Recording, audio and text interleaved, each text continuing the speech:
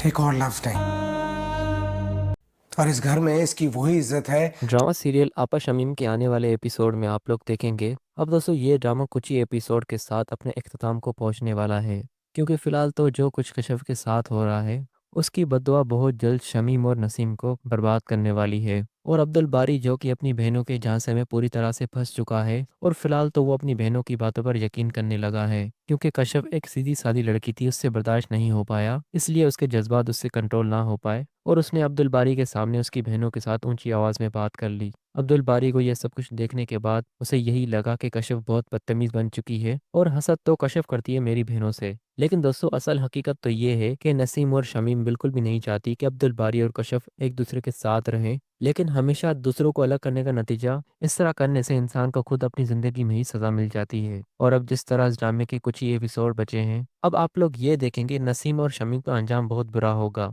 क्योंकि नसीम से सादिक तलाक लेकर जान छुड़ा लेगा। और अभी तक कशिफ के साथ जो कुछ नसीम कर रही थी उसकी सज़ा उसे यही मिलनी थी कि सादिक ने उसे तलाक दे दी। वो तो यही समझती थी कि सादिक मुझे कभी भी नहीं छोड़ेगा और सादिक पूरी ज़िंदगी किसी तरह मेरी उंगलियों पर नाचता रहेगा।